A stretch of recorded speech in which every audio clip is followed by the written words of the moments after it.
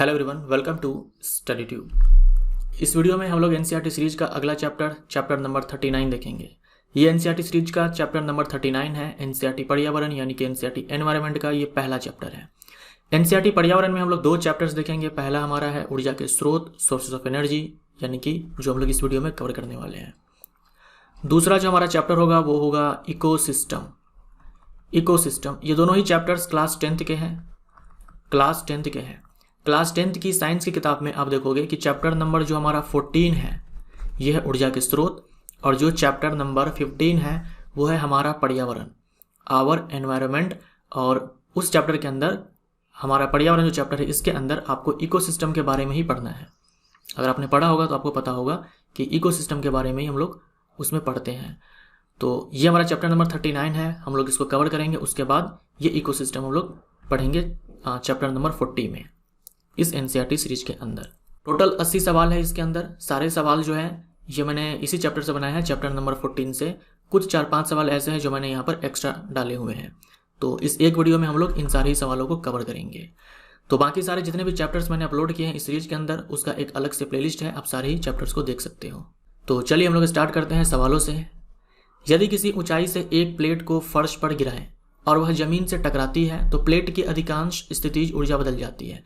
Plate के पास कोई ऊंचाई है, यानी प्लेट किसी ऊंचाई पर है तो उसके पास है स्थितिज ऊर्जा। जब वो जमीन से टकराती है तो जोर से आवाज आती है, यानी कि अधिकांश स्थितिज ऊर्जा जो है ये साउंड एनर्जी में, ध्वनि ऊर्जा में बदल चुकी है। अधिकांश, ऐसा नहीं कि 100%, अधिकांश यानी कि ज्यादातर जो स्थितिज ऊर्जा है ये साउंड एनर्जी में, ध्वनि ऊर्जा में बदल चुकी है। मोमबत्ती के जलने में ऊर्जा का रूपांतरण किस प्रकार होता है? तो मोमबत्ती बनी होती है वैक्स से। इस वैक्स में रासायनिक ऊर्जा है। जब हम इसे जलाते हैं तो इससे प्रकाश मिलता है और ऊष्मा मिलती है। तो रासायनिक ऊर्जा का प्रकाश और ऊष्मीय ऊर्जा में परिवर्तन होता है। हमारा आंसर यहाँ पर डी हो जाएगा। सी नहीं मारेंगे, सी में केवल प्रकाश लिखा हुआ है, यहाँ पर प्रकाश और ऊष्मीय दोनों है। तो हमारा जो बेस्ट आंसर होगा वो डी होगा। साइकिल चलाने या शारीरिक कार्यों को करने के लिए डैश का उपयोग किया जाता है। मसल्स का इस्तेमाल करते हैं, यानी कि मस्कुलर एनर्जी देते हैं, और हमारे मसल्स को एनर्जी मिलती है केमिकल एनर्जी से, यानी जो हम फूड खाते हैं उससे। तो डी हमारा आंसर हो जाएगा। ऊर्जा स्रोत के गुण, उत्तम ऊर्जा स्रोत के गुण, यानी आपके पास कोई सोर्स ऑफ एनर्जी है, आप उसको कैसे बोलोगे कि ये एक अच्छा सोर्स है? इसके लिए कुछ पैरामीटर्स होने चाहिए, कुछ तरीका होना चाहिए जिससे हम ये बोल पाएँ कि ये जो सोर्स है, जो हमारे पास सोर्स है, ये एक अच्छा सोर्स है। तो ये सारी बातें जो है यहाँ पे लिखी हुई ये लागू होनी चाहिए उस पर, कि वो आसानी से उपलब्ध हो, हमें आसानी से मिल जाए, ज़्यादा मशक्क़त ना करना पड़े। उसके बाद उसको हम आसानी से स्टोर कर सके, ट्रांसपोर्ट कर सके और स्टोर कर सकते हैं। तो ये बातें भी है जो लागू होनी चाहिए। सस्ता हो, उस स्रोत को प्राप्त करने में ज़्यादा खर्चे ना आए, सस्ता हो। प्रदूषण मुक्त हो, कम से कम प्रदूषण फैलाएं। और हाई कैलोरीफिक वैल्यू हो, मतलब कि कम अमाउंट में ही वो ज़्यादा एनर्जी दे, तो ये सारी ही बातें अगर लागू है, हम बोल सकते हैं कि वो ऊर्जा के अच्छा स्रोत है। ऊर्जा स्रोत के प्रकार, types of sources of energy, 2 प्रकार के होते हैं, परंपरागत और गैर परंपरागत, कन्वेंशनल और नॉन कन्वेंशनल। ज़्यादातर जो परंपरागत सोर्स होते हैं वो अनवीकरणीय होते हैं, मतलब उनका पुनः भंडारण नहीं हो सकता। और ज़्यादातर जो गैर परंपरागत होते हैं वो नवीकरणीय होते हैं। देखिए, परंपरागत जो स्रोत है वो अनवीकरणीय हो ये जरूरी नहीं है, और गैर परंपरागत नवीकरणीय हो ये भी जरूरी नहीं है। ज़्यादातर केस में ऐसा देखा जाता है कि गैर परंपरागत वाले नवीकरणीय होते हैं और जो परंपरागत वाले होते हैं वो अनवीकरणीय होते हैं। इसलिए हम लोग ऐसा बोल देते हैं कि परंपरागत को ही हम लोग अनवीकरणीय बोलते हैं। लेकिन ये दोनों जो वर्गीकरण है ये अलग अलग आधार पर है। हम लोग अनवीकरणीय और नवीकरणीय, पुनः भंडारण या फिर बोल दो पुनर्जनन के आधार पर करते हैं, कि अगर पुनः भंडारण नहीं हो पाएगा तो अनवीकरणीय है, और अगर पुनः भंडारण हो जाएगा तो हम उसे बोलेंगे नवीकरणीय। ये एक अलग आधार है वर्गीकरण का। परंपरागत, गैर परंपरागत, ये हम देखते हैं कि कब से इसका इस्तेमाल किया जा रहा है। अगर बहुत ही लंबे टाइम से, पुराने टाइम से इस्तेमाल किया जा रहा है उस सोर्स का तो वो परंपरागत हो गया, और कुछ ही दशकों से अगर हो रहा है तो गैर परंपरागत हो गया। तो ये दोनों ही अलग अलग बेसिस है क्लासिफिकेशन के, इन दोनों में कोई डायरेक्ट लिंक नहीं है। यहाँ जो परंपरागत या फिर अनवीकरणीय, इनको 2 पार्ट्स में बांटा। जीवाश्म ईंधन जैसे कि कोयला, पेट्रोलियम जैसे कि पेट्रोल, डीजल, केरोसिन, ये सब। उसके बाद प्राकृतिक गैस जैसे कि CNG, ये जो जीवाश्म ईंधन है इनका पुनः भंडारण नहीं हो पाएगा। जीवाश्म ईंधन को बनने में कई लाखों वर्ष लगते हैं, करोड़ों वर्ष लगते हैं और तेजी के साथ ये खत्म हो रहे हैं। तो ये है अनवीकरणीय, क्योंकि इनका पुनः भंडारण नहीं हो पाएगा और पुराने टाइम से इस जीवाश्म ईंधन को इस्तेमाल किया जा रहा है ऊर्जा के स्रोत के रूप में, तो ये परंपरागत भी हो गया। तो परंपरागत के साथ ये अनवीकरणीय है। यहाँ देखो न्यूक्लियर फ्यूल्स जैसे कि यूरेनियम, थोरियम, प्लूटोनियम, इसके ब्रैकेट में जो ये नंबर लिखा हुआ है ये क्या है, ये परमाणु संख्या है। ये परमाणु संख्या भी आप ध्यान में रखिएगा। तो ये जो नाभिकीय ईंधन है, न्यूक्लियर फ्यूल्स हैं, जिस प्रकार से कोयला हम निकालते हैं ज़मीन से, वैसे यूरेनियम को निकाला जाता है। इन सारे radio active elements, radio active metals, ये सारे रेडियोधर्मी हैं, इन सबको निकाला जाता है। तो एक दिन इसको भी समाप्त होना है, जैसे कोयला समाप्त होना है वैसे ये भी समाप्त हो जाएंगे, इनका भी पुनः भंडारण नहीं हो पाएगा। तो ये भी क्या है, अनवीकरणीय है, नॉन रिन्यूएबल है। लेकिन ये नॉन रिन्यूएबल के साथ ये गैर परंपरागत है, क्योंकि नाभिकीय ईंधन से ऊर्जा को प्राप्त करना ये एक एडवांस तरीका है, लेटेस्ट तरीका है। अभी भी हम लोग बड़े स्केल पर न्यूक्लियर एनर्जी को नहीं प्राप्त कर पा रहे हैं, तो ये एक एडवांस तरीका है। तो यहाँ देखा आपने कि जो नाभिकीय ईंधन है ये अनवीकरणीय के साथ क्या है, गैर परंपरागत है। अनवीकरणीय के साथ गैर परंपरागत है। यही मैंने आपसे कहा कि ये दोनों अलग अलग आधार हैं, इसमें कोई डायरेक्ट कनेक्शन नहीं है कि एक होगा तो दूसरा होना ही है, कि कन्वेंशनल हुआ तो नॉन रिन्यूएबल होना ही होना है, ऐसा नहीं है। उसके बाद यहाँ देखो जो रिन्यूएबल है, रिन्यूएबल के साथ नॉन कन्वेंशनल है, उनमें है जल ऊर्जा, पवन ऊर्जा, सौर ऊर्जा, जैव ऊर्जा, भूतापीय ऊर्जा यानी कि जियोथर्मल एनर्जी, ज्वारीय ऊर्जा यानी कि टाइडल एनर्जी, समुद्र तरंग ऊर्जा यानी कि सी वेव एनर्जी, समुद्र तापीय ऊर्जा यानी कि ओशन थर्मल एनर्जी। ये सारे जो ऊर्जा के स्रोत हैं, या फिर बोल दो ये सारे जो ऊर्जा है ये है रिन्यूएबल, ये समाप्त नहीं होंगे, ये समाप्त नहीं होंगे। और ये है गैर परंपरागत यानी कि नॉन कन्वेंशनल, ये कुछ ही टाइम से इन सारे ऊर्जा का उपयोग किया जा रहा है, तो ये है नॉन कन्वेंशनल। उत्तम ऊर्जा के स्रोत का गुण नहीं है, तो आसानी से उपलब्ध हो, सस्ता हो, प्रति एकांक द्रव्यमान अधिक कार्य करे यानी कि हाई कैलोरीफिक वैल्यू हो, तो ये तीनों ही जो है ये गुण होते हैं उत्तम ऊर्जा के स्रोत में। भंडारण और परिवहन मुश्किल हो ये गलत हो जाएगा, आसान होना चाहिए, मुश्किल नहीं। एक उत्तम ईंधन की पहचान है इनकम्प्लीट कंबशन यानी कि अपूर्ण दहन, तो ये गलत हो जाएगा। ये एक अच्छे ईंधन की पहचान नहीं है। एक अच्छे ईंधन की पहचान होती है कि वो आसानी से पूरी तरह से जल जाए और धुआं भी ना करे, तो ये सही है। और हाई कैलोरीफिक वैल्यू हो यानी कि कम मात्रा में अधिक ऊष्मा दे, ये भी सही है। तो बी और सी हमारा आंसर होगा यहाँ पर। प्राचीन काल में ऊष्मीय ऊर्जा का सबसे अधिक सामान्य स्रोत था। प्राचीन काल में ऊष्मीय ऊर्जा के लिए सबसे अधिक सामान्य स्रोत इनमें से क्या रहा होगा, लकड़ी। प्राचीन काल में उतना तो टेक्निक रहा नहीं होगा ना कि पेट्रोल डीजल निकाला जाए जमीन से, तो लकड़ी का इस्तेमाल ऊष्मीय ऊर्जा के रूप में सबसे अधिक होता था। ऊर्जा के स्रोत के रूप में डैश के उपयोग ने औद्योगिक क्रांति को संभव बनाया।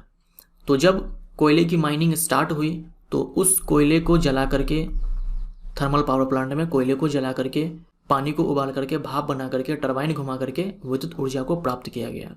और विद्युत ऊर्जा ही चाहिए एक इंडस्ट्री को चलाने के लिए, एक फैक्ट्री को चलाने के लिए आपको बिजली चाहिए। अगर आपके पास इलेक्ट्रिक एनर्जी है तो बाकी सारी एनर्जी को आप आराम से प्राप्त कर सकते हो कन्वर्ट करके। तो ये संभव हो पाया कोयले के कारण। हमारे इंडिया में भी अगर मैं 2021 के रिपोर्ट के अकॉर्डिंग बताऊं तो हमारे इंडिया में अभी भी सबसे ज़्यादा जो इलेक्ट्रिक करंट प्रोड्यूस की जाती है, बिजली बनाई जाती है, वो कोयले से बनाई जाती है। 53% के आसपास आज भी जो हम लोग बिजली बनाते हैं अपने देश के अंदर वो कोयले से बनाते हैं। निम्न में कौन एक जीवाश्म ईंधन नहीं है?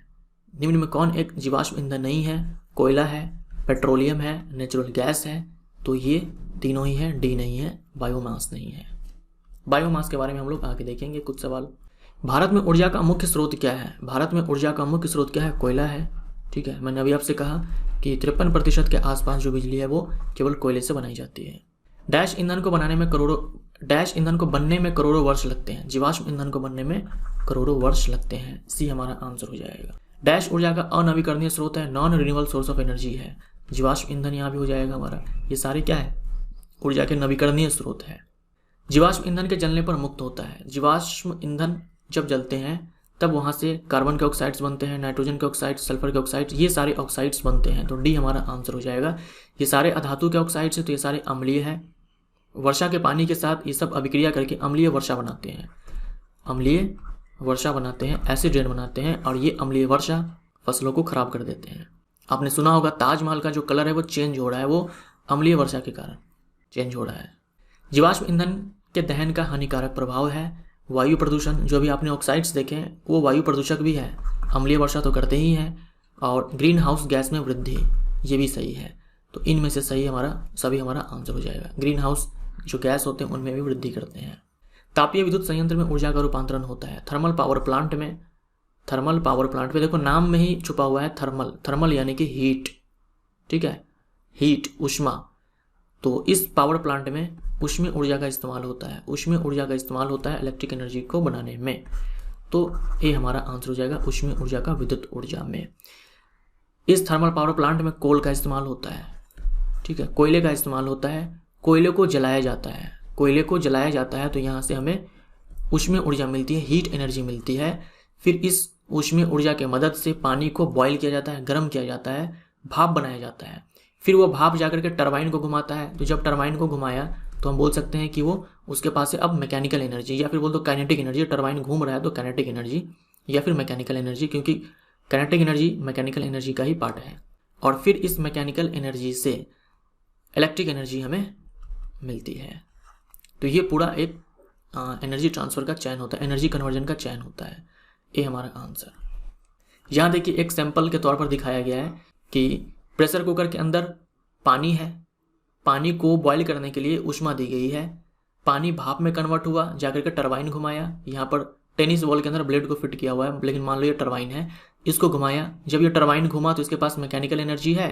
फिर ये डायनेमो है या फिर बोल दो जनरेटर है। यहाँ से हमें ये जो जनरेटर है ये हमें इलेक्ट्रिक एनर्जी बना करके दे देगा। तो इस प्रकार से थर्मल पावर प्लांट में होता है। यहाँ पर एक सैंपल के तौर पर आपको दिखाया गया है। बांध में संचित पानी में किस प्रकार की ऊर्जा होती है? बांध में संचित पानी में होती है स्थितिज ऊर्जा, भी हमारा आंसर हो जाए। यहाँ आप देख सकते हो ये रिजर्वोयर यानी कि बांध में ये संचित पानी है। इस संचित पानी को यहाँ नीचे देखो ये गेट है, यहाँ से पास करवाया जाता है। जब यहाँ से पानी पास हुआ तो इसके पास है गतिज ऊर्जा। अभी इसके पास जब यहाँ पर ये स्टोर्ड है तो इस पानी के पास है स्थितिज ऊर्जा। फिर इस गेट से पानी को पास करवाया गया, इसके पास गति है तो ये कन्वर्ट हो जाती है स्थितिज ऊर्जा गतिज ऊर्जा में। फिर यहाँ पर टरबाइन घुमा तो टरबाइन के घूमने में मैकेनिकल एनर्जी, यांत्रिक ऊर्जा। फिर यहाँ से हमें मिल जाएगी इलेक्ट्रिक एनर्जी। तो इस प्रकार से हाइड्रो पावर प्लांट में एनर्जी का कन्वर्जन होता है, भी हमारा आंसर। जल विद्युत संयंत्र में गिरते जल के डैश को विद्युत ऊर्जा में रूपांतरण किया जाता है, स्थितिज ऊर्जा, भी हमारा आंसर हो जाएगा। डैश एक नवीकरणीय ऊर्जा स्रोत है।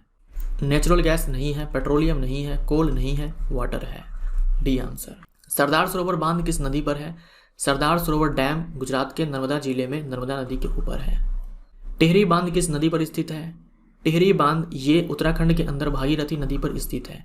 एनसीईआरटी की किताब में टिहरी डैम जो है ये लिखा हुआ है कि ये गंगा नदी पर है, ठीक है, गंगा नदी पर है। लेकिन गंगा नदी जो है ये अलकनंदा और भागीरथी से मिल करके बनती है, और जो भागीरथी नदी है इस पर ये टिहरी डैम है।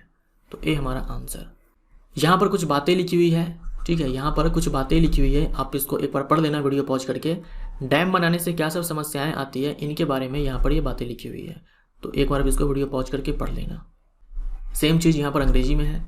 निम्न में कौन ऊर्जा का वैकल्पिक स्रोत है? अल्टरनेट सोर्स है। अल्टरनेट सोर्स कहने का मतलब नॉन कन्वेंशनल यानी कि गैर परंपरागत, उसी को हम लोग बोलते हैं वैकल्पिक स्रोत।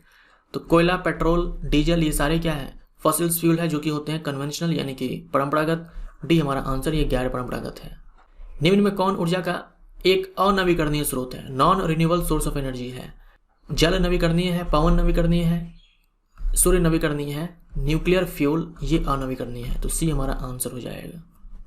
न्यूक्लियर फ्यूल के तौर पर अभी आपने देखा कि यूरेनियम, प्लूटोनियम, थोरियम ये सारे इस्तेमाल होते हैं। सबसे ज़्यादा क्या इस्तेमाल होता है? सबसे ज़्यादा इस्तेमाल होता है यूरेनियम, ठीक है, सबसे ज़्यादा जो इस्तेमाल होता है वो यूरेनियम होता है फ्यूल के रूप में।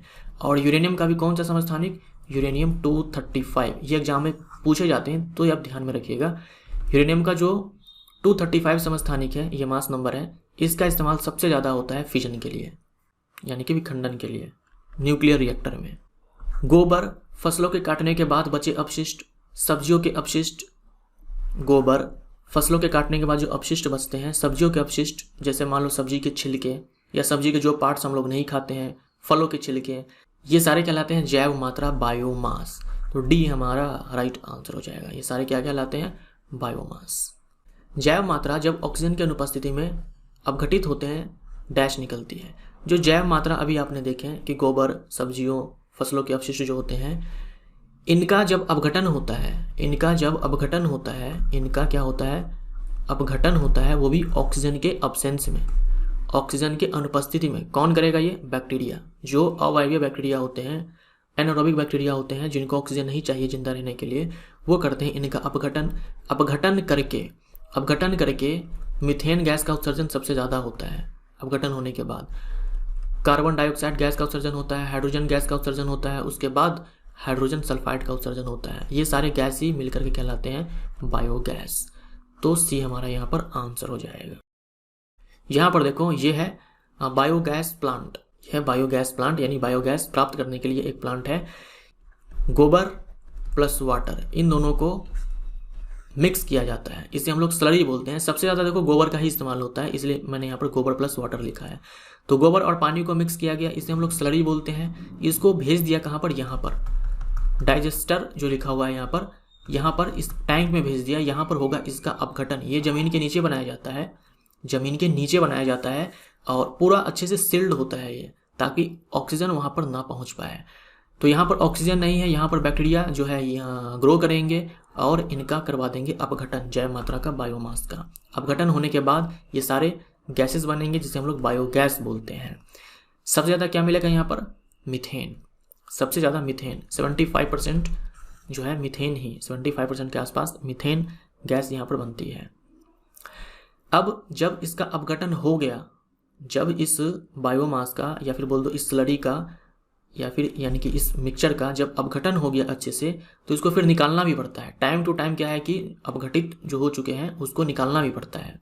तो अपघटन के बाद जो स्लरी मिला वो बर्बाद नहीं जाएगा, उसका वो अब खाद है, वो मैन्योर है, खाद है। इसका इस्तेमाल उर्वरक के रूप में किया जाएगा। तो खेतों में इसको छीट दिया जाएगा, क्योंकि जो यहाँ पर मैन्योर प्राप्त होता है, या फिर बोल दो जो यहाँ पर अपघटन होने के बाद जो मटेरियल यहाँ पर बचा है, उसमें नाइट्रोजन, उसमें फास्फोरस प्रचुर मात्रा में होते हैं।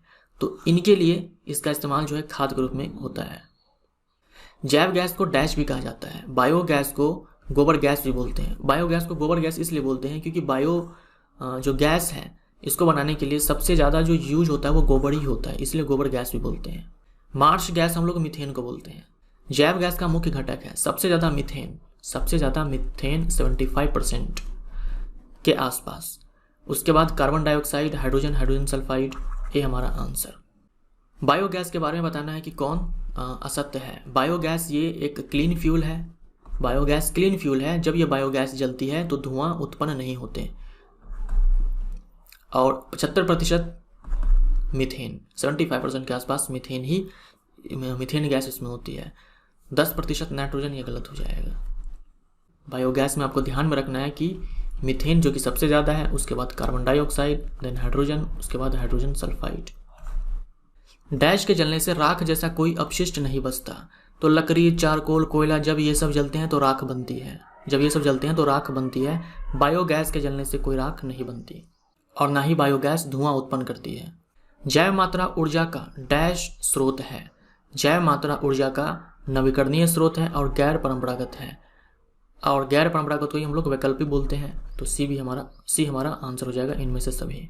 जैव गैस संयंत्र में शेष बची स्लरी को खाद के रूप में उपयोग किया जाता है। मैंने अभी आपसे कहा कि जब अपघटन हो गया तो उस स्लरी को बाहर भी निकालना पड़ता है, क्योंकि उस स्लरी में नाइट्रोजन और फास्फोरस प्रचुर मात्रा में होते हैं। इसीलिए इसका इस्तेमाल खाद के रूप में भी किया जाता है, मिट्टी की उर्वरता को बढ़ाने के लिए। पवन ऊर्जा फार्म में लगाए जाते हैं। पवन चक्कियाँ, ये सारे देख सकते हो कितने सारे पवन चक्कियाँ हैं। ये विंग्स हैं, ये पवन जो चक्कियाँ हैं इनके ये विंग्स हैं। ये विंग्स ही हैं जो रोटेट करते हैं, घूमते हैं हवा के स्पीड के कारण ये विंग्स घूमते हैं, जिसके कारण जनरेटर में जो आर्मेचर होता है जो कि मैग्नेटिक फील्ड में घूमता है, तब जाकर के बिजली बनती है। जब हम टरबाइन घुमाते हैं ना, तो टरबाइन घुमाते हैं मतलब हम आर्मेचर को घुमा रहे हैं जनरेटर के अंदर मैग्नेटिक फील्ड में। जब वो आर्मेचर घूमता है मैग्नेटिक फील्ड में, तब जाकर के बिजली बनती है। तो जब ये जो विंग्स हैं ये रोटेट करते हैं, तब जाकर के वो आर्मेचर भी रोटेट करता है मैग्नेटिक फील्ड के अंदर, तब जाकर के बिजली बनती है। पवन के डैश का उपयोग से विद्युत ऊर्जा उत्पन्न की जाती है। काइनेटिक एनर्जी, पवन के पास गतिज ऊर्जा है ना, वही गतिज ऊर्जा तो है जो विंग्स को घुमाती है। किस देश को पवनों का देश कहा जाता है? किस देश को पवनों का देश कहा जाता है? ये है डेनमार्क। डेनमार्क को पवनों का देश कहते हैं। ये चीज आप ध्यान में रखना, पूछ दे कि पवनों का देश कौन है तो डेनमार्क। उसके बाद देखो यहाँ पे लिखा हुआ है भारत का पवन ऊर्जा द्वारा विद्युत उत्पादन करने वाले देशों में 5वां स्थान है। तो 5वां स्थान था, अभी क्या है कि प्रेजेंट टाइम में 4था स्थान है। पहला स्थान पर है चाइना, दूसरा अमेरिका, तीसरा जर्मनी, चौथा स्थान पर इंडिया है, 5वें पर ब्राजील है। तो एनसीईआरटी के साथ यही दिक्कत है, एनसीईआरटी में डेटा जो है आपको अपडेटेड नहीं मिलती है। अभी करंट टाइम में क्या है, इंडिया 4थे स्थान पर है विद्युत पवन ऊर्जा द्वारा विद्युत उत्पादन के मामले में। पवन ऊर्जा के उपयोग की एक सीमा नहीं है, मतलब कौन लिमिटेशन नहीं है विंड एनर्जी को प्राप्त करने के लिए। विशाल भूखंड की आवश्यकता, ठीक है, ये एक लिमिटेशन है, ये एक सीमा है।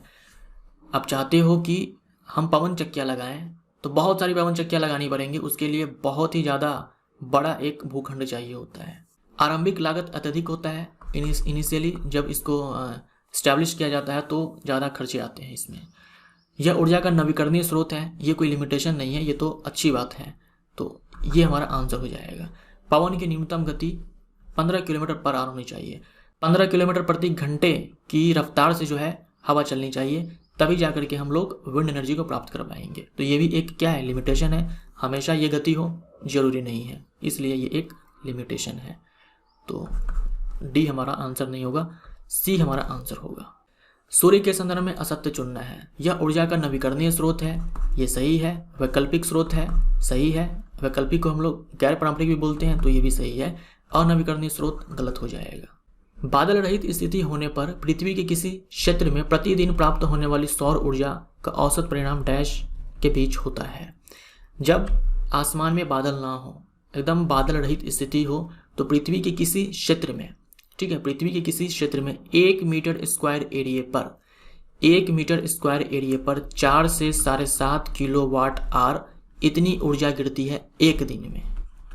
ठीक है, एक दिन में। किलोवाट आवर क्या है? ये यूनिट है, कमर्शियल यूनिट है ऊर्जा के लिए। इसी को आप यूनिट भी बोल सकते हो, 4 to 7.5 यूनिट्स। तो जब बादल ना हो तो पृथ्वी के किसी क्षेत्र में 1 मीटर स्क्वायर एरिया पर इतनी सोलर एनर्जी गिरती है, 4 से 7.5 किलोवाट आवर इतनी सोलर एनर्जी गिरती है एक दिन में।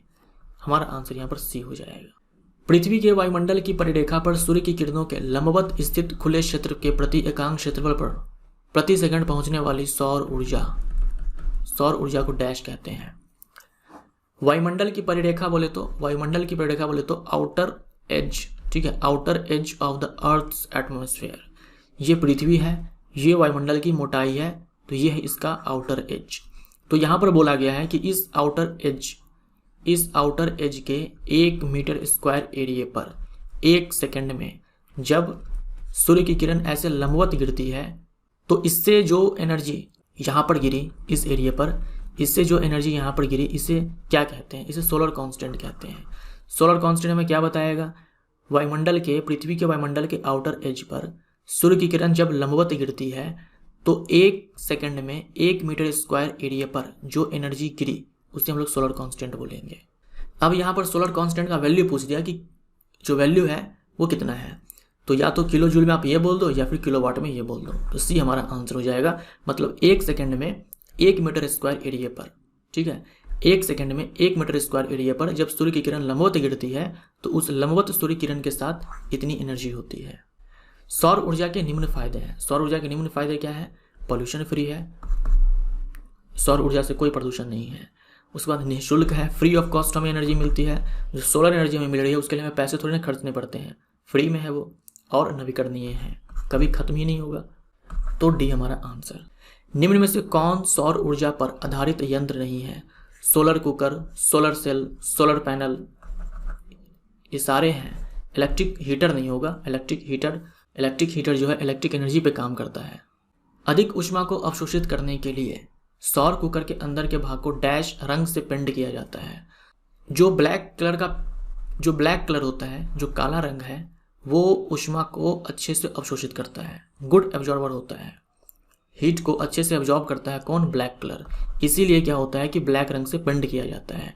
यहाँ देखो ये बॉक्स सोलर कुकर है, ये बॉक्स सोलर कुकर है। सोलर कुकर के भी अलग अलग टाइप्स होते हैं। ये बॉक्स सोलर कुकर है। इस बॉक्स सोलर कुकर में यहाँ पर देखो समतल दर्पण का इस्तेमाल होता है ताकि जो प्रकाश की किरण है आने के बाद टकरा करके इसके अंदर जाए, इस बक्से के अंदर जाए, इस बक्से के अंदर जाए। इस बक्से में काले रंग से पेंट किया हुआ है।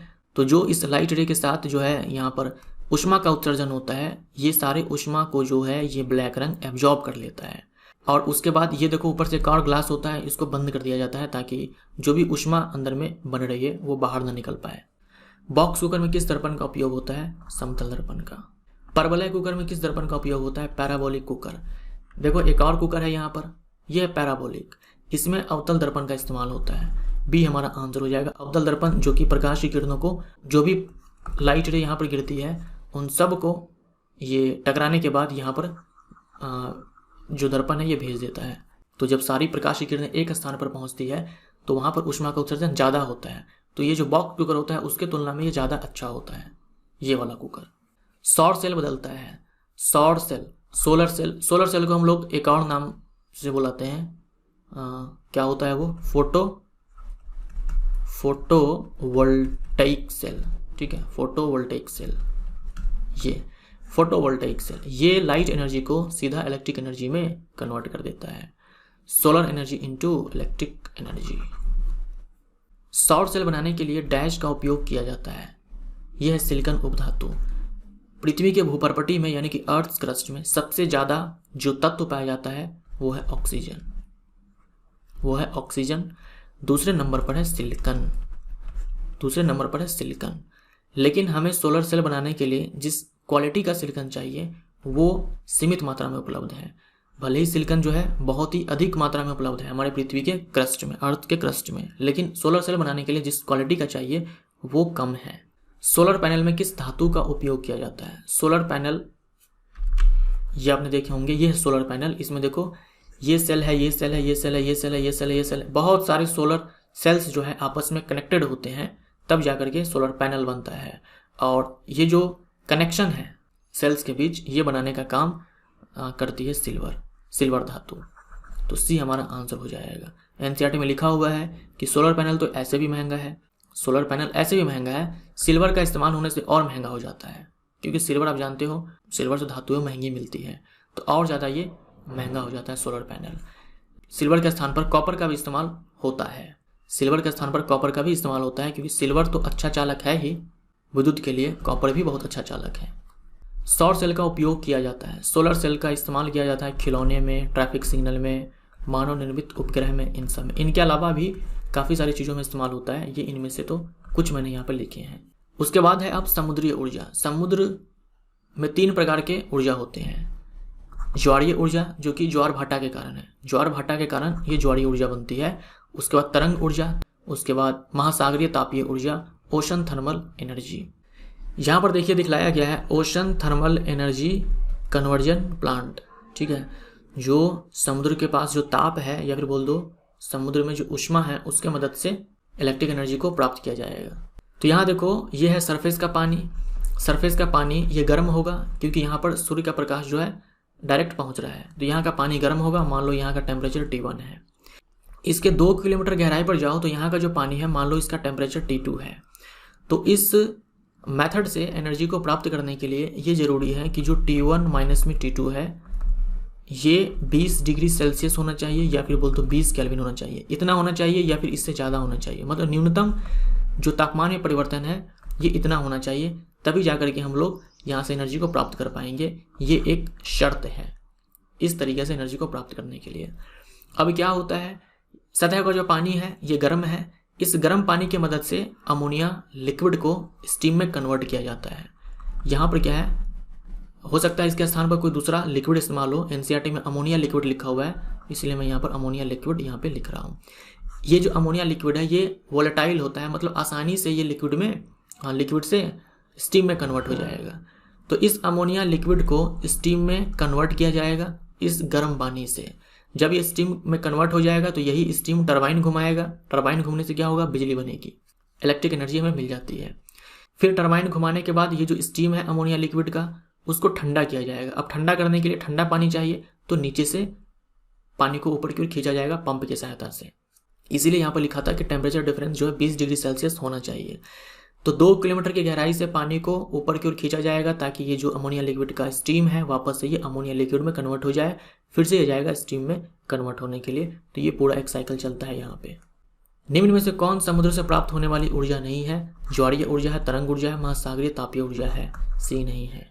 ज्वार भाटा किसका परिणाम है? ज्वार भाटा चंद्रमा का पृथ्वी पर गुरुत्वाकर्षण खिंचाव है। इसके कारण कौन सी ऊर्जा मिलती है? ज्वारीय ऊर्जा।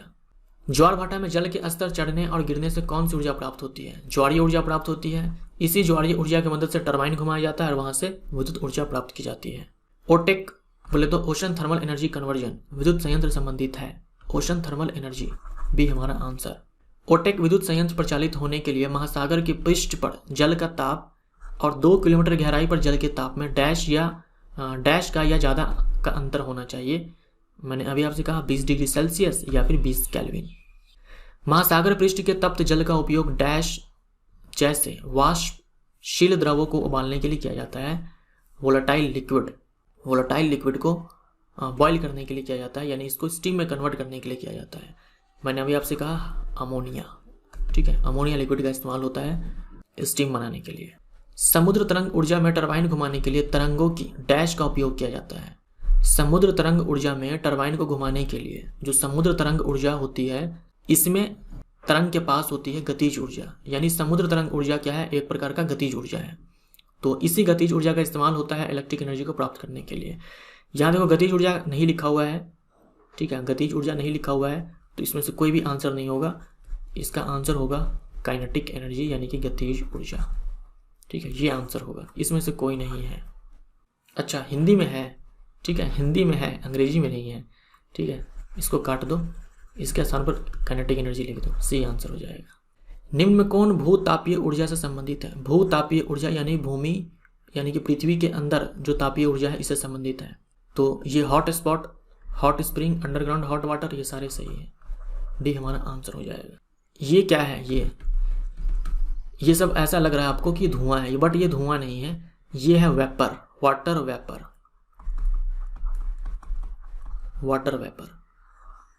ये वाटर वेपर है जो पृथ्वी के नीचे से निकल रहा है। ये वाष्प है, ये जल वाष्प है, स्टीम है पानी का, जो कि पृथ्वी के आंतरिक भाग से बाहर की ओर निकल रहा है। ये वाटर वेपर कैसे बना? ये वाटर वेपर बना पृथ्वी के आंतरिक तापमान के कारण। अब जानते हो पृथ्वी की गहराई में आप जैसे जैसे नीचे जाओगे तापमान में वृद्धि होती है, ऊष्मा का उत्सर्जन वहाँ पर उतना ही ज़्यादा होता है।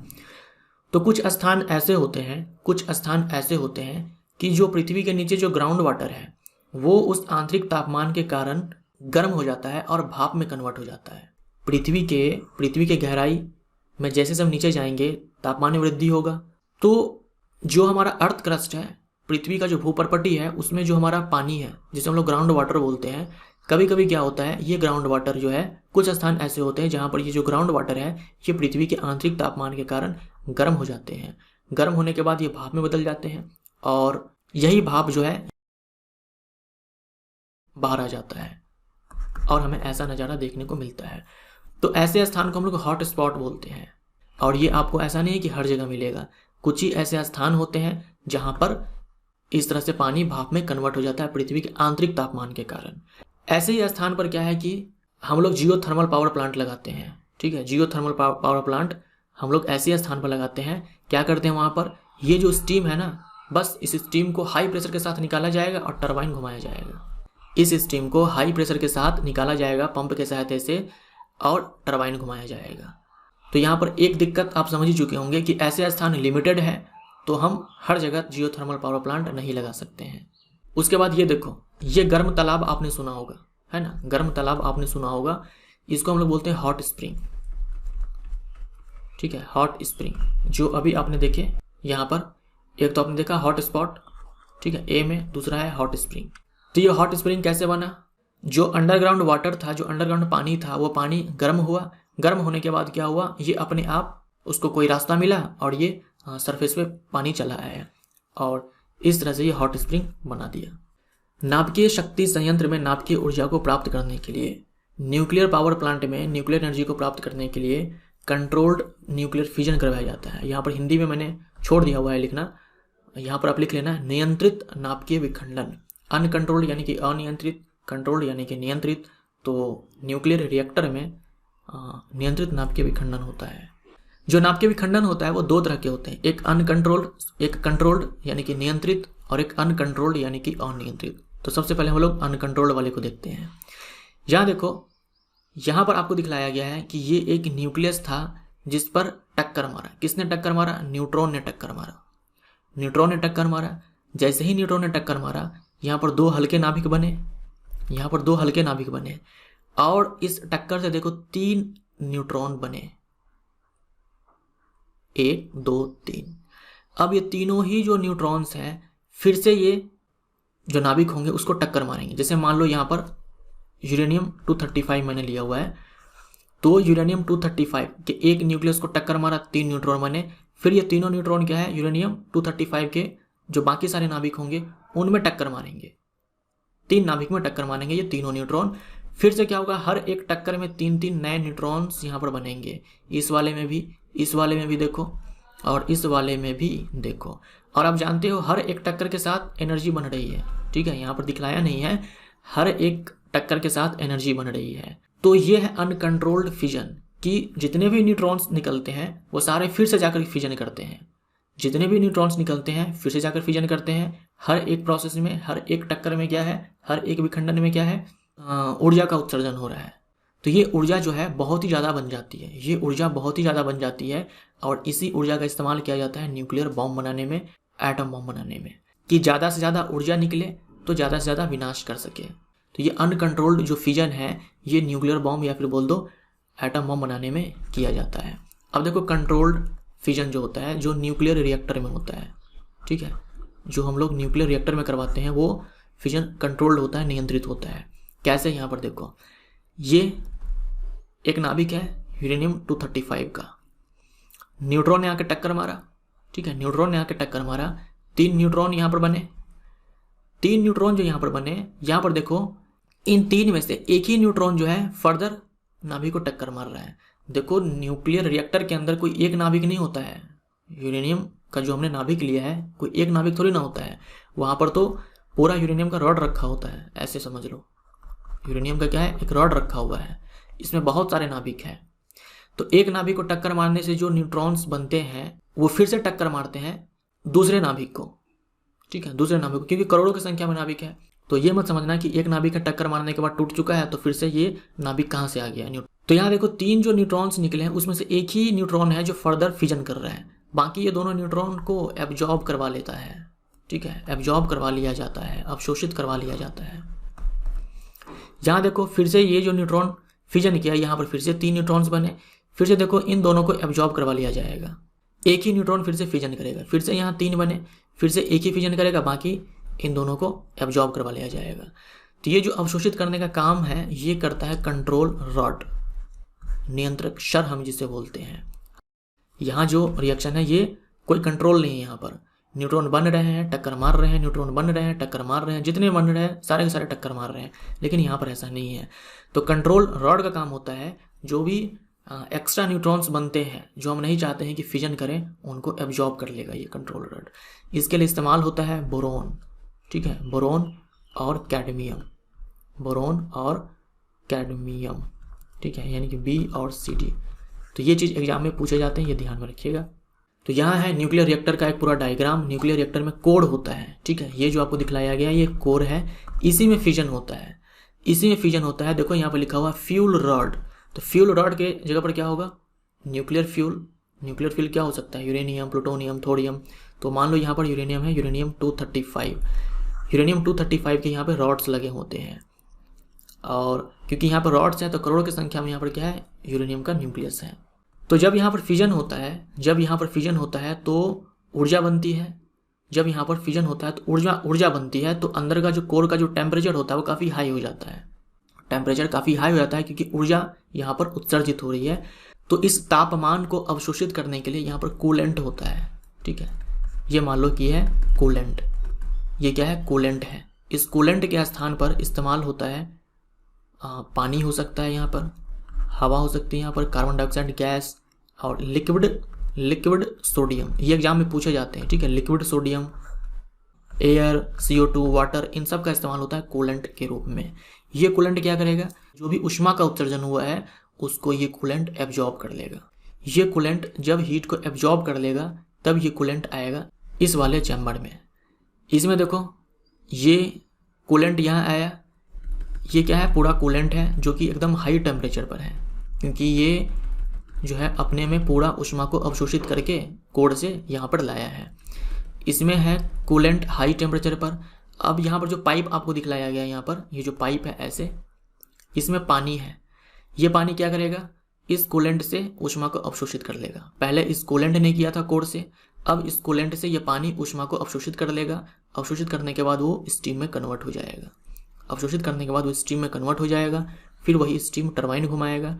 एक बार जब ये स्टीम टरबाइन घुमा देगा, फिर से इस स्टीम को ठंडा किया जाएगा, कंडेंसर में ला करके ठंडा किया जाएगा, पानी बन जाएगा। फिर से ये पानी यहाँ पहुँचेगा, फिर से वही साइकिल यहाँ पर रिपीट होगा। तो एक साइकिल यहाँ पर चल रहा है, एक साइकिल यहाँ पर चल रहा है।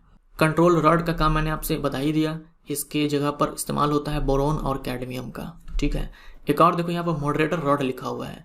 मॉडरेटर का काम क्या होता है, मॉडरेटर का काम ये होता है, जैसे अभी आपने देखा कि मान लो ये एक यूरेनियम का नाभिक है, इस पर न्यूट्रॉन ने जाकर के टक्कर मारा, तो ये जो टक्कर मारने वाला न्यूट्रॉन होता है इसकी एनर्जी काफ़ी कम होती है, इसकी स्पीड कम होती है। लेकिन टक्कर मारने के बाद जब फिजन होता है, तो जब यहाँ पर जो न्यूट्रॉन्स निकलते हैं इनके पास बहुत ही ज़्यादा एनर्जी होती है। इतने एनर्जी के साथ ये फिजन नहीं कर पाएगा, ठीक है। हम क्या करेंगे, इस दो को एब्जॉर्ब करवा लेंगे कंट्रोल रॉड के साथ। ये जो न्यूट्रॉन है इसके पास बहुत ही ज़्यादा एनर्जी है, इतने एनर्जी के साथ ये फिजन नहीं कर पाएगा, तो इसके एनर्जी को हमें कम करना पड़ता है, और इसके लिए इस्तेमाल होता है मॉडरेटर का। तो मॉडरेटर के जगह पर उपयोग होता है H2O, पानी का इस्तेमाल हो सकता है, भारी जल का इस्तेमाल हो सकता है, और ग्रेफाइट का भी इस्तेमाल हो सकता है। तो ये है मॉडरेटर के तौर पर इस्तेमाल होने वाले पदार्थ। तो इनका नाम इम्पॉर्टेंट है। क्या काम होता है, न्यूट्रॉन के एनर्जी को कम करना, उतना एनर्जी कर देना ताकि ये फिजन कर पाए। कैसे कम होता है, इन सारे पदार्थों के जो मॉलिक्यूल्स होते हैं उनके साथ टकरा करके ये अपना एनर्जी को कम कर देते हैं। तो यहाँ पर आपने समझ लिया मॉडरेटर के बारे में, फ्यूल रॉड के बारे में, कंट्रोल रॉड के बारे में और कूलेंट के बारे में। नाभिकीय शक्ति संयंत्र में ईंधन के रूप में उपयोग नहीं होता है। यूरेनियम, थोरियम, प्लूटोनियम ये सब होता है, सबसे ज़्यादा यूरेनियम का होता है, और उसमें भी यूरेनियम 235 का होता है। एक यूरेनियम 238 भी होता है, लेकिन इसका नहीं होता है, इसका होता है। कैल्शियम हमारा आंसर। नाभिकीय शक्ति संयंत्र में यूरेनियम नाभिक को तोड़ने के लिए डैश से बमबारी करवाया जाता है। तो क्या है यहाँ पर, देखो लो एनर्जी न्यूट्रॉन से, ठीक है, लो एनर्जी न्यूट्रॉन से। डैश नाभिकीय ऊर्जा के उपयोग को निषेधक बना देते हैं। देखिए न्यूक्लियर एनर्जी के पास काफ़ी क्षमता होती है इलेक्ट्रिक एनर्जी देने के लिए, काफ़ी क्षमता होती है जिनसे हम लोग इलेक्ट्रिक एनर्जी को बड़े मात्रा में प्राप्त कर सकते हैं। लेकिन इनके साथ काफ़ी सारी दिक्कतें हैं। दिक्कतें क्या है कि यूरेनियम की उपलब्धता सीमित उपलब्धता है। ऐसा तो है नहीं कि हम उपयोग कर रहे हैं और ये बन रहे हैं, ये ऊर्जा के अनवीकरणीय स्रोत है। प्रदूषण, वायु पर्यावरण प्रदूषण का प्रबल खतरा। ये जो हम इस्तेमाल करते हैं फ्यूल, ये रेडियोधर्मी होते हैं, इनसे विकिरणें निकलती रहती है, रेडिएशंस निकलते रहते हैं, और ये रेडिएशंस काफ़ी खतरनाक होते हैं, बहुत ज़्यादा ही खतरनाक होते हैं। तो प्रबल खतरा है प्रदूषण के।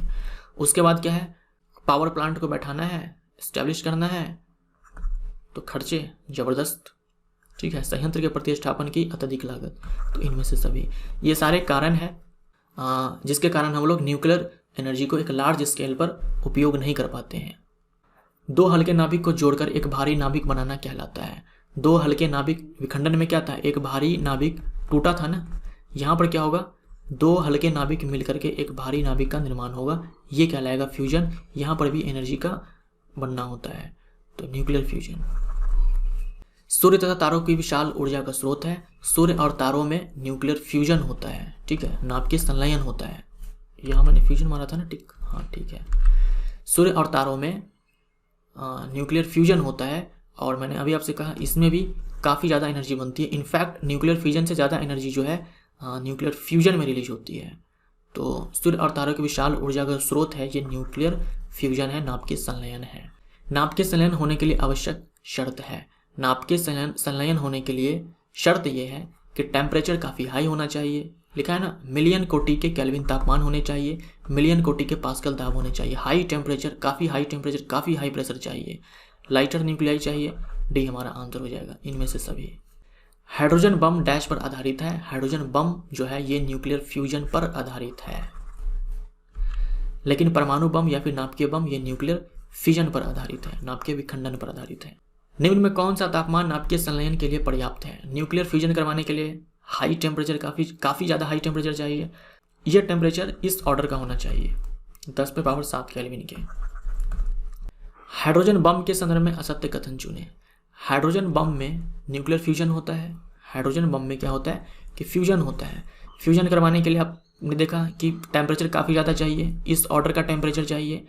तो यह टेम्परेचर हाइड्रोजन बम के अंदर कहाँ से प्राप्त होगा? हाइड्रोजन बम के अंदर कोर होता है, उस कोर में पहले फिजन करवाया जाता है। पहले क्या करवाया जाता है? फिजन करवाया जाता है। जब ये फिजन होता है तब हमें यह टेम्परेचर प्राप्त हो जाता है और फिर ये फ्यूजन हो जाता है। तो इसके क्रोड में नाभिकीय बम होता है, न्यूक्लियर बम होता है मतलब न्यूक्लियर फ्यूजन होता है। ये सही है। यह नाभिकीय बम से अधिक विनाशक है, बिल्कुल सही है। ये ज़्यादा डिस्ट्रक्टिव है क्योंकि इसमें ऊर्जा का जो उत्सर्जन है ये नाभिकीय विखंडन से भी अधिक होता है। यह नाभिकीय विखंडन पर आधारित है, ये गलत हो जाएगा। यह नाभिकीय संलयन पर आधारित है, ये सही हो जाएगा। C answer. गलत चुनना था तो सी आंसर। अल्बर्ट आइंस्टीन ने 1905 में कौन सा समीकरण दिया? 1905 से पहले किसी ने सोचा नहीं था कि द्रव्यमान और ऊर्जा ये दोनों समतुल्य है एक दूसरे के। 1905 से पहले किसी ने नहीं सोचा था कि जो द्रव्यमान है और ऊर्जा है वो दोनों एक दूसरे के समतुल्य है, मतलब कि मास को एनर्जी में, एनर्जी को मास में कन्वर्ट किया जा सकता है। अल्बर्ट आइंस्टीन ने ये चीज़ कहा कि भाई साहब द्रव्यमान भी ऊर्जा में बदलता है और कितना द्रव्यमान से हमें कितनी ऊर्जा प्राप्त होती है, इसके लिए इन्होंने ये वाला फॉर्मूला दे दिया। लो और खुश हो जाओ। बी हमारा आंसर। E बराबर mc²। ये समीकरण हमें ये बता देगा कि कितने द्रव्यमान से हमें कितनी ऊर्जा प्राप्त होती है। तो ये अल्बर्ट आइंस्टीन की एक बहुत बड़ी खोज थी और ये फार्मूला आप जानते हो, काफ़ी ज़्यादा ये जो फार्मूला है ये फेमस है, प्रसिद्ध है। E बराबर mc²। m है द्रव्यमान, E एनर्जी, C है speed of light in vacuum. तो खोज तो ये बहुत बड़ी थी अल्बर्ट आइंस्टीन की, लेकिन इनके लिए इनको नोबेल प्राइज़ नहीं मिला था। तो आपसे हमारा एक सवाल है, ये सवाल है कि आप हमें कमेंट करके बताएं कि अल्बर्ट आइंस्टीन को जो नोबेल प्राइज़ मिला था फिजिक्स में, बताना है आपको कि किस चीज़ के लिए मिला था। ऐसा इन्होंने क्या किया था जिनके लिए इनको नोबेल प्राइज़ दिया गया था। इसके अलावा अभी आपने देखा कि फ्यूजन होता है, दोनों में ही एनर्जी रिलीज होती है। तो मान लो ये एक नाभिक है, फ्यूजन हुआ, यहाँ पर 2 हल्के नाभिक बने और इस प्रोसेस में एनर्जी भी बनी। फ्यूजन में क्या होता है कि 2 हल्के नाभिक मिल करके एक भारी नाभिक बनाते हैं, इस प्रोसेस में भी एनर्जी रिलीज होती है। तो ये बताओ कि ये एनर्जी जो है ये कहाँ से बनती है? ठीक है, ये जो एनर्जी है ये कहाँ से बनती है? ये एनर्जी बनती है द्रव्यमान से। ठीक है, ये एनर्जी बनती है द्रव्यमान से। ये एक नाभिक है, ये 2 नाभिक यहाँ पर बने, फ्यूजन हुआ और एनर्जी यहाँ पर मिली। तो मान लो इसका द्रव्यमान m1 है, इसका द्रव्यमान m2 है, इसका द्रव्यमान m3 है। तो यहाँ पर क्या होता है, इससे पहले आपने द्रव्यमान संरक्षण का सिद्धांत पढ़ा था, जहाँ पर यह कहा जाता है कि जो अभिकारक का द्रव्यमान है वो बराबर होना चाहिए, वो बराबर होता है जो उत्पाद होते हैं उनके कुल द्रव्यमान के। यही आपने पढ़ा था। ये चीज़ें यहाँ पर लागू नहीं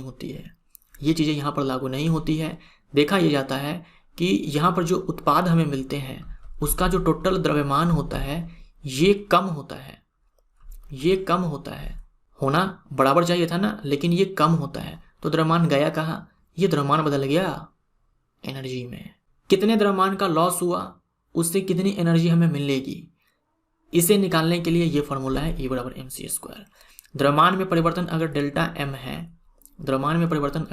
m है तो हम ये फार्मूला लगाएंगे और हम बता देंगे कि हाँ इतनी एनर्जी बनी है इतने द्रव्यमान के लॉस से।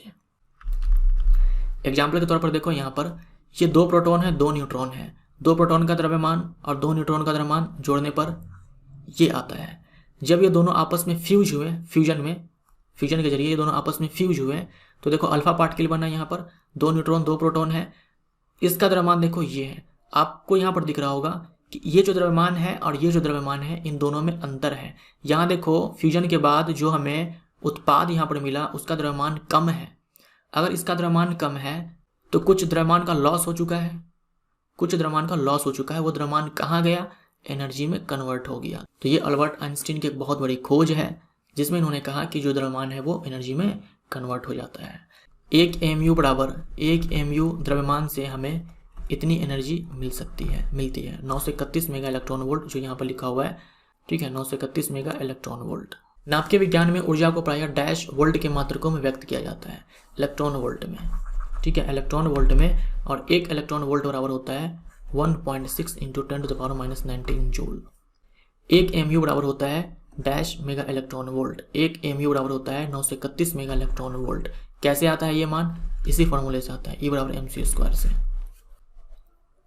नाभिकीय विखंडन और नाभिकीय संलयन में डैश नाभिकीय ऊर्जा में परिवर्तित हो जाता है या हो जाती है, मास, ठीक है, द्रव्यमान। ऊर्जा स्रोत जिनका पुनर्जनन हो सकता है उसे डैश कहते हैं। उन्हें हम लोग क्या बोलेंगे? जिनका पुनर्जनन हो सकता है या फिर पुनः भंडारण, नवीकरणीय। गर्म जल प्राप्त करने के लिए हम सौर जल तापक का उपयोग किस दिन नहीं कर सकते हैं? मतलब हमें सोलर एनर्जी से क्या करना है? पानी को गर्म करना है, तो किस दिन नहीं कर पाएंगे? जब हमें सोलर एनर्जी नहीं मिलेगी, यानी कि बादल वाले दिन या फिर रात में नहीं कर पाएंगे। अधिकांश ऊर्जा स्रोत सौर ऊर्जा से ही व्युत्पन्न होते हैं, यानी ज़्यादातर जो ऊर्जा के स्रोत हैं वो सौर ऊर्जा से ही बने होते हैं, प्रत्यक्ष या फिर अप्रत्यक्ष रूप से। आपको बताना है इनमें से कौन है जो सौर ऊर्जा से नहीं बने होते हैं। तो ये है भूतापीय ऊर्जा और यह नाभिकीय ऊर्जा। धरती के अंदर का जो तापमान है वो धरती के अपना आंतरिक संरचना के कारण है, न कि सोलर एनर्जी के कारण है। और नाभिकीय ऊर्जा हमें नाभिकीय जो ईंधन है उनसे प्राप्त होती है। तो नाभिकीय ईंधन का अपना एक खासियत होता है जिनसे हम लोग वो एनर्जी को प्राप्त कर पाते हैं। हमारा आंसर यहाँ पर ए और सी हो जाएगा, ए और सी, बी हमारा आंसर। एलपीजी का मुख्य घटक क्या होता है? Liquefied petroleum gas, propane and butane. प्राकृतिक गैस और गोबर गैस का मुख्य घटक है, प्राकृतिक गैस बोल दे या फिर गोबर गैस बोल दे, मुख्य घटक है मीथेन, ठीक है, ए हमारा आंसर हो जाएगा। प्राकृतिक गैस में मीथेन 90% के आसपास होता है और गोबर गैस में 75% के आसपास होता है। नाभिकीय संलयन में प्रायः ईंधन के रूप में उपयोग होता है, यानी फ्यूजन में ज़्यादातर जो है हाइड्रोजन और इसके समस्थानिक का उपयोग होता है। एशिया का पहला नाभिकीय रिएक्टर कौन है जिसे बार्क ने डिजाइन किया था, यानी कि भाभा एटॉमिक रिसर्च सेंटर ने तैयार किया था? ये मुंबई में है, अप्सरा नाम है, सी हमारा आंसर। भारत का पहला नाभिकीय शक्ति संयंत्र यानी कि फर्स्ट न्यूक्लियर पावर प्लांट कौन है? ये है महाराष्ट्र के अंदर तारापुर न्यूक्लियर पावर प्लांट, ये इंडिया का पहला न्यूक्लियर पावर प्लांट है। भारत का सबसे बड़ा नाभिकीय शक्ति संयंत्र है, इंडिया का सबसे बड़ा न्यूक्लियर पावर प्लांट है कुडनकुलम, जो कि तमिलनाडु में है। तो ये हमारा चैप्टर नंबर 39 यहाँ पर समाप्त होता है। और इस चैप्टर का जो PDF है ये मैं आपको बाद में दूंगा, जब मैं चैप्टर 40 भी करवा दूंगा, दोनों एक साथ मैं आपको दूंगा। तो ये दोनों ही चैप्टर के जो PDF होंगे, दोनों ही चैप्टर्स के जो PDF होंगे, चैप्टर 39 और 40 के, ये मैं इस टेलीग्राम चैनल पे अपलोड कर दूंगा। मैंने आपसे कहा था कि ये जो चैप्टर्स होंगे इनको मैं आपको फ्री में प्रोवाइड करवाऊंगा, इसके लिए आपको पे नहीं करना पड़ेगा। तो आप इस टेलीग्राम चैनल के माध्यम से उसको डाउनलोड कर पाओगे जब मैं अपलोड कर दूंगा। तो आप इस चैनल को ज्वाइन कर लो अगर आप उस PDF को प्राप्त करना चाहते हो। थैंक यू सो मच, मिलते हैं अगले चैप्टर में।